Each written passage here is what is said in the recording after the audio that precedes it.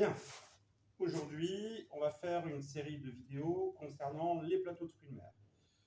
Pour commencer, les plateaux de fruits de mer, on va avoir différentes sortes pour les présenter. Là, j'ai une forme en barque dans laquelle j'ai déjà mis de la glace et j'ai mis une petite décoration sur le côté qui fait que lorsque je vais remplir de glace, que je vais y positionner mes coquillages, que je vais y poser mes crustacés, on aura quelque chose qui visuellement sera assez joli. Bien, donc dans le cas présent, on a une barque en polystyrène, c'est jetable, mais il faut savoir que dans les années à venir, le polystyrène va être banni du métier de poissonnier caillé. Bien, donc là, j'ai une barque, très simple. Là, c'est une barque pour deux, il y en a bien sûr de beaucoup plus grandes.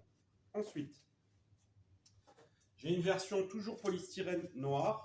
Là encore, lorsque on va faire des présentations, et bien, comme on peut le voir, les coquillages et crustacés, enfin surtout les crustacés, vont bien ressortir.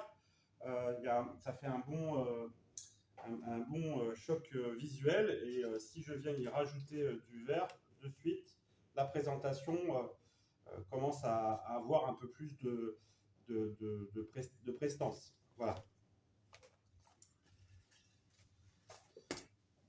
Ensuite, ça, c'est des produits qui sont apparus ces 10 dernières années. Ce sont des plateaux qui sont faits, là en l'occurrence, en fibre de bambou. C'est jetable, c'est compostable, puisque l'on va sur le recyclage, on est bien dans cette dynamique. Selon les fabricants, on va avoir des plateaux semi-rigides, légèrement souples, et d'autres un peu trop souples. Donc il faut bien choisir son fournisseur. À la limite, il vaut mieux aller voir d'autres poissonneries pour savoir avec qui ils travaillent et quelle est la qualité du plateau qu'ils ont pour ne pas se tromper lors des achats. Enfin, voici un plateau. Donc, il est en aluminium. Voilà, c'est de la casse alu. Ce plateau, c'est le type de plateau qu'on trouve soit dans les bars à huîtres, soit dans la restauration. L'intérêt, c'est justement de ne pas générer des produits qu'on va mettre à la poubelle, puisqu'il va être réutilisable, facile de nettoyage. Eh bien, on va pouvoir le monter tel que. Il existe des beaucoup plus grands. On peut avoir dans ce cas-là un pied sur lequel on va mettre le plateau et on peut monter en pyramide. Voilà. Ça, c'est notre tour sur les plateaux de fruits de mer.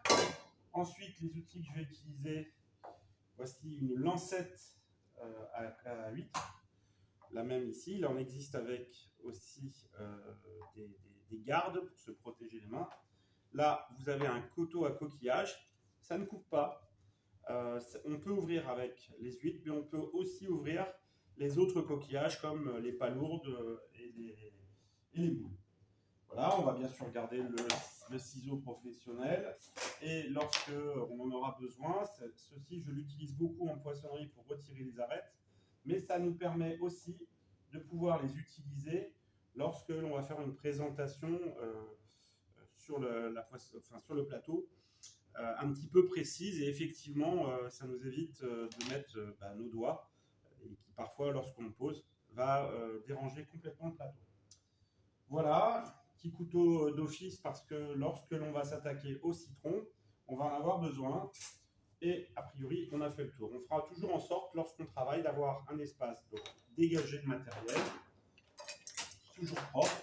Donc on fait en sorte, lorsqu'on va faire son plateau, d'avoir de l'essuie-tout. Voilà, on a fini. Merci.